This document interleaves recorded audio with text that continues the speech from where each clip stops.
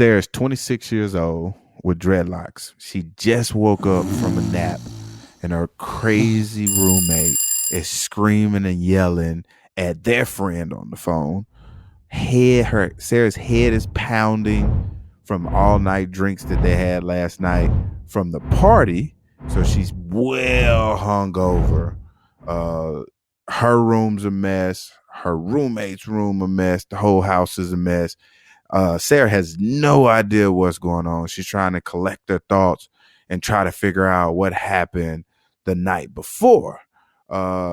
She's thinking to herself like she couldn't have did anything crazy because she lived on the third floor of her apartments and she would have known if she had went downstairs or not.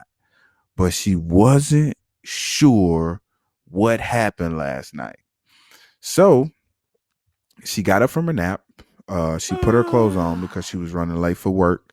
And she's a zookeeper. She's a zookeeper at the You Catch 'em, We Cage 'em Zoo. So she was getting ready to go there. And on her way down, she bumped into a neighbor. And a neighbor told her that she saw her last night and she looked like she had a really good time. And she asked her, what time was that? And the neighbor replied, well, you came in at 2 a.m. And Sarah was like, I don't remember any of that. It's so crazy. Then her neighbor said, well, why don't you check upstairs before you run to work and see if you left anything up there that can remind you of what happened last night? And Sarah was like, that's a great idea. So Sarah ran back up to her apartment. She went back in her room. So Sarah's looking around and she doesn't really see anything out of place or anything like that. And then she notices a sweatshirt in the kitchen and it doesn't look familiar. It's not hers. It doesn't look like her roommate's. So she's confused. So she decides to go knock on her roommate's door. And when she opens the door, she sees her roommate's in bed with somebody else, but they're under the covers so that she can't see. So she says, oh, what are you doing? Do you know what happened last night? She said, yeah, we went out, had a good time. We had fun and all this stuff. We came home and everything was good. And she's like, oh, I don't remember anything last night. Like, what happened? Like, did we drink too much? I said, no, we didn't drink too much. Like, we were fine. We got an Uber home. And then, so she turns around and leaves. She says, okay, I'm going to go to work. And then she walks back over to the kitchen to grab a glass of water before she leaves. And she looks at the sweatshirt and she swears she's seen this before. She looks at it. She smells it. She's like, I know this. I know who this is. This is ridiculous. I know what this is. So she goes back to her roommate, opens the door, and she sees her boyfriend getting out of the bed. And the things running through her mind, she had planned out multiple scenarios what she wanted to do at that point. But ultimately, she decided it's not even worth her time. So she turned around, walked out, and then she walked to the kitchen. She was debating on what she wanted to do because she wanted to go off on them, but she didn't feel like it was worth her time. So she decided she's just going to walk outside and then see what they do. So she walks back in without them knowing, creepily opening the door. And when she does that, she hears them talking. Wait, what? I've been being drugged? My roommate and my boyfriend are hooking up behind my back? Sarah thought to herself, this is ridiculous. The anger just began to build up inside of her. She didn't know what she could do, but she knew she had to do something. Could she turn them into the cops? No, she didn't want to do that, but surely drugging someone has to be a crime. She wanted something a little bit more personal, though. She thought to herself, I am a zookeeper. I did just watch Joe Exotic. Where can I find sardine oil? No, I don't want to do that. She knew she couldn't kill them, because if she killed them, that could possibly ruin the rest of her life. But she didn't want to let this go unchecked, so she had to figure out what in the world could she do. So she creaked back into her room. She sat down, took a deep breath, and then she just thought. And finally it came to her. Sarah remembered the old adage, two can play that game. So she came up with the perfect plan in her head. As she played back all those nights together, she realized her boyfriend was always the one to make the drinks. Well, tonight would be different. The whole day passed as if nothing had gone on. Sarah came back, acting like she didn't know a thing. She told her roommate how excited she was for all of them to have another game night. Well, her boyfriend got there, acting like everything was normal. Except for this time, when he said, "I'll make us some drinks." She said, "Oh no, sweetie, I got it." Sarah walks over to make the drinks, and as she's on her way over there, she can't help but think, is it 1 teaspoon per 1 ounce or 1 teaspoon per 1 liter? Not really sure what it is. She's making the drinks and she looks back and she sees her boyfriend talking to her roommate, and she's looking at the look that her boyfriend is giving her roommate, and she knows exactly what that look is. It's a look of love. It's the look of warmth. It's the look of cuddling. It's the look of being secure. She felt this look just 8 months ago, and she'd always wondered, what happened 8 months ago? Why would you do me like this? She found out why, the cuddling stopped, why the sex came down, why he wasn't holding her hand anymore. It all started to make sense, and she just got pissed off. Sarah just got pissed off even more and more, and she added more and more to each drink. And so finally she calmed herself down. She picked the drinks up and she bring them back over there, and she gives one to her roommate. She gives one to her boyfriend, and she take one, and she said, "I want to create a toast to the best friendship that we've ever had." So they toast and they drink. 15, 20 minutes goes by and the drug taking effect. It knocks the boyfriend out and it also knocks her roommates out. She bounds the roommate and her boyfriend up. She ties them, locks them up, their feet and their hands in the chair, and she throws water on them to wake them up. And when they wake up, oh boy, she tells them. The first thing that pops in Sarah's head to say is something she saw from a movie she watched a few days earlier. And she says, "Hey, why not?" So she says it. And she says, "Hello, do you want to play a game?" And then when she says that, the boyfriend just broke into tears because it happened to be the same movie they watched together a few days earlier. So he knows what she's insinuating because they're both tied up. While the roommate is trying to explain everything that's going on and this is not like what it thinks it is, all that kind of stuff. And Sarah says, "I came back in. I heard what y'all do to me. And y'all, I guess I was wrong. I guess it was only 1 teaspoon per liter, not 1 teaspoon per ounce, because y'all have been out for the last 3 days. So in those 3 days, it gave me time to think and figure out what I want to do." And just as she says that, there's a knock at the door. And it's somebody that Sarah's expecting. When she opens the door, lo and behold, it's Timothy, a 6'2", long hair, blonde hair co-worker that works with Sarah. He has been in love with Sarah since the day she's worked there, and he would do anything for her. And he happened to have two big cages of animals. So they bring them in and set them in front of them. Now, these cages are enclosed, so the roommate and the boyfriend don't know what's inside. But one thing the boyfriend sees is behind him, behind Sarah on the table, is a jar of peanut butter. And he starts freaking out. And Sarah notices. She notices him looking at the peanut butter. And so she looks back and says, No. That's not for you. I just made me a sandwich. You're going to have much, much worse. Sarah could see the fear building in their eyes. She turned to her roommate and said, "By now I'm sure that you've noticed that Timothy is here with us today.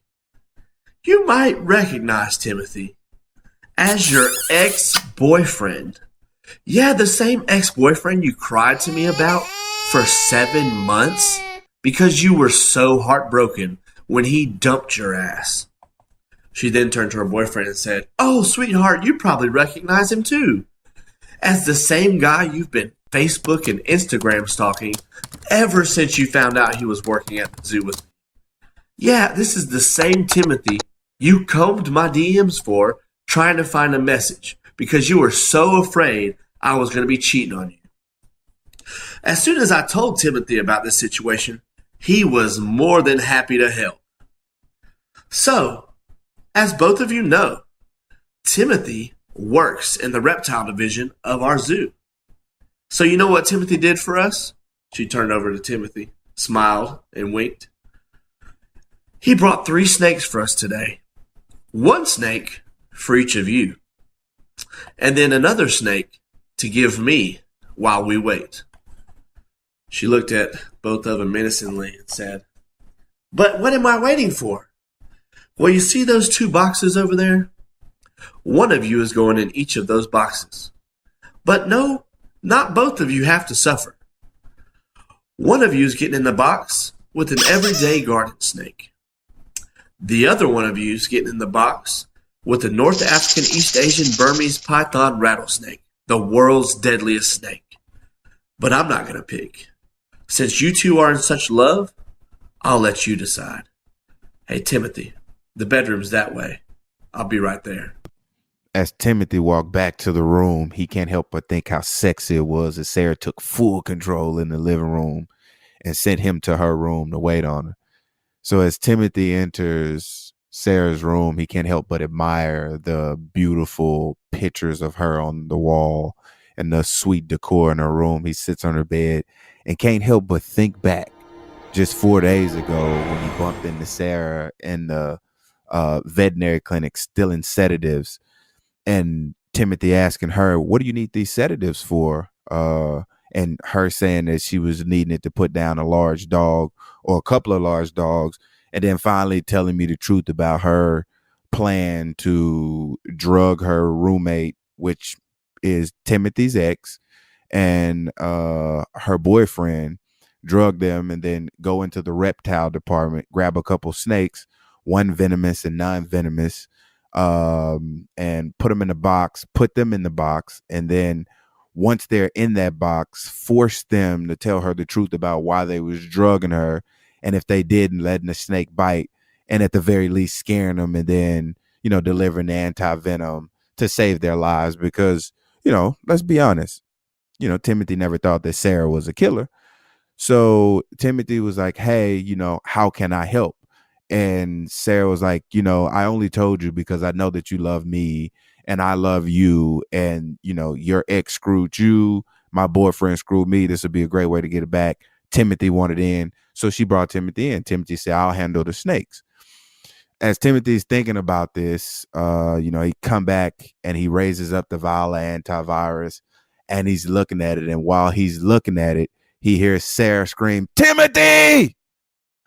When Timothy hears Sarah scream his name, it freaks him out and he drops the anti-venom. It hits the ground and breaks. And when it breaks, Timothy starts freaking out because he knows it's the only vial they have. But he's like, "I'll worry about that later." So he runs out there to see what's going on. Sarah looks at him and says, My neighbor was looking in the fire escape window. She saw them tied up." Well, one thing Sarah doesn't know is her neighbor, the nosy neighbor that was awake at 2 a.m. when they came home and was up at 7:30, 8 o'clock in the morning when she had to go to work and just been talking to her, is actually in love and in stalker love with the roommate. And she's been noticing the schedule. She's been seeing Sarah leaving and coming and going, but she hasn't seen the roommate once because that's the person she's in love with. So she's trying to see where she's at. And she doesn't know what's going on, so she decides she's going to peek in. So she climbs up the fire escape. She looks in the window and she sees 2 people tied up. And she thinks one of them is the roommate that she's in love with, but she can't tell. And then she sees Sarah come out around the corner and she sees Sarah, and then she screams and Sarah sees her. And then all hell's about to break loose because now Timothy comes running and she sees Timothy. So now she sees all 4 people tied up. And the roommate starts scrambling down the fire escape, trying to get away. Sarah's telling Timothy, "We got to do something. We can't let this happen." And then Timothy tells her, "I dropped the anti-venom." And Sarah's like, "We won't worry about that. We need to catch the roommate. We need to catch the neighbor because she's taken off and she could rat us out and we could get in so much trouble." So they run downstairs. They're trying to catch her.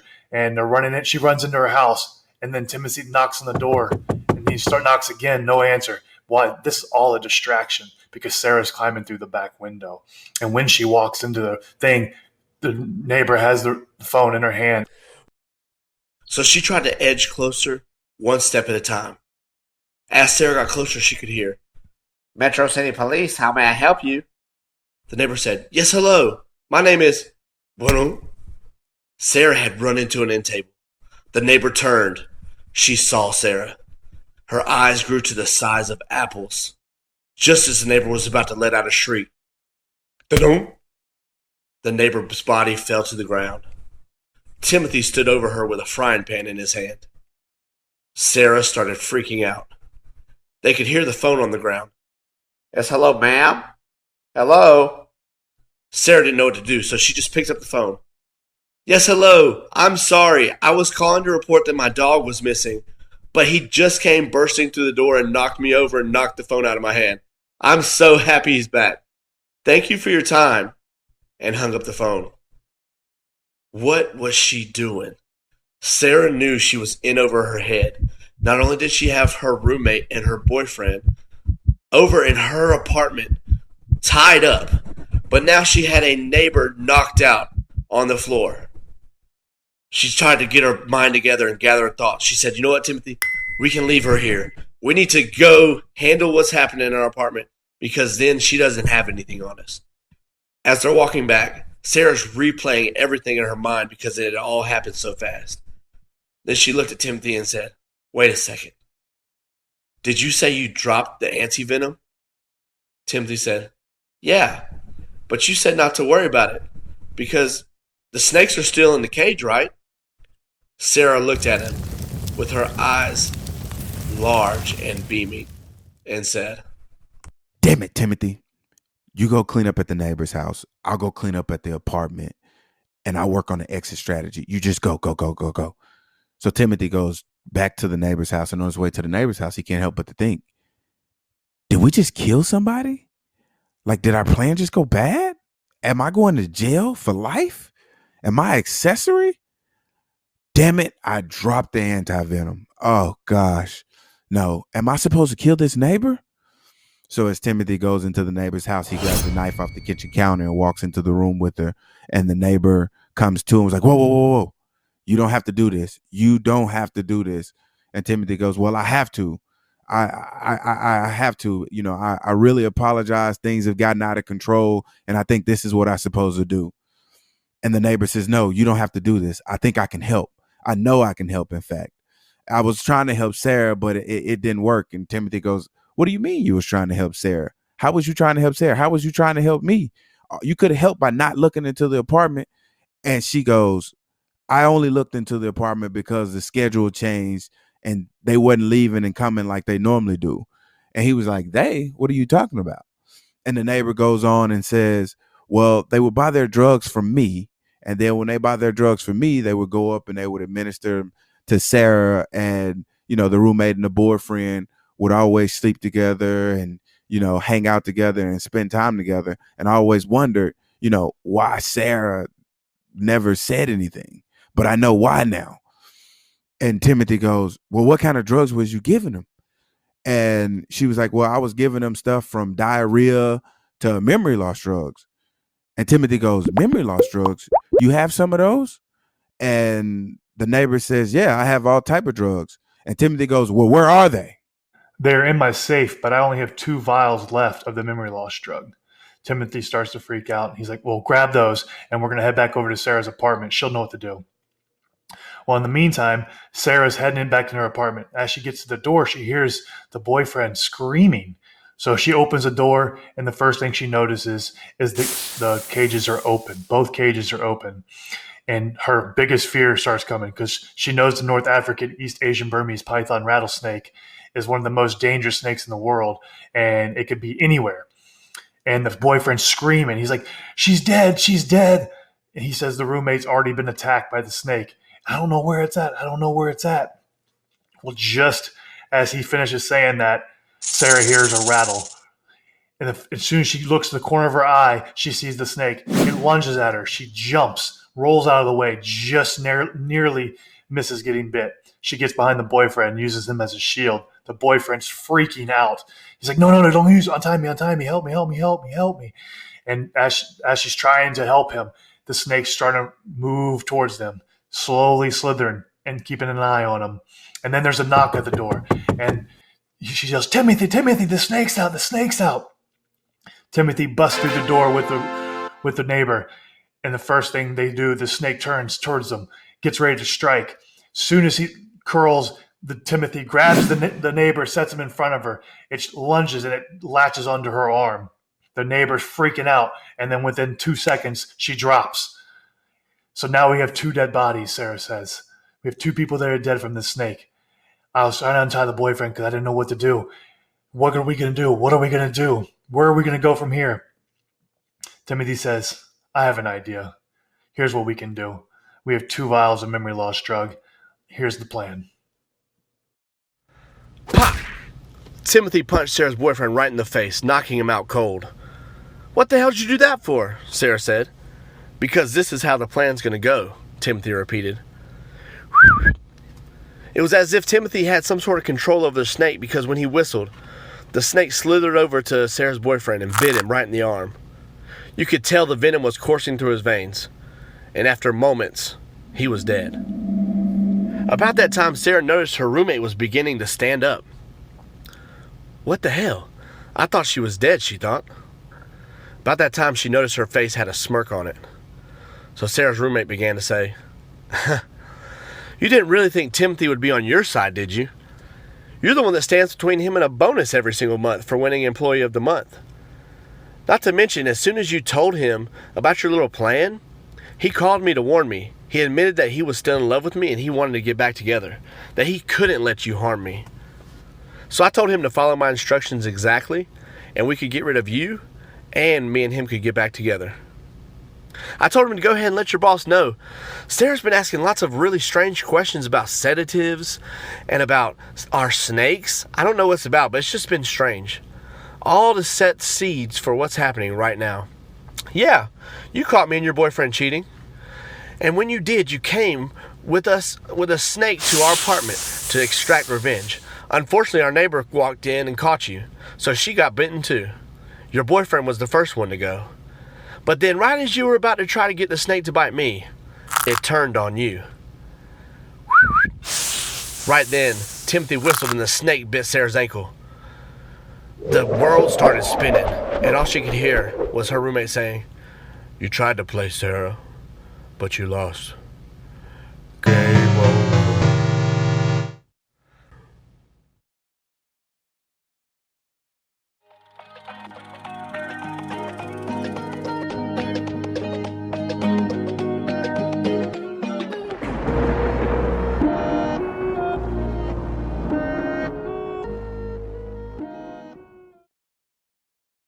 You are now listening to the Cinnamon and Sugar Podcast featuring D'Angelo Williams and Gary Barnage. You push play and they'll push the limit.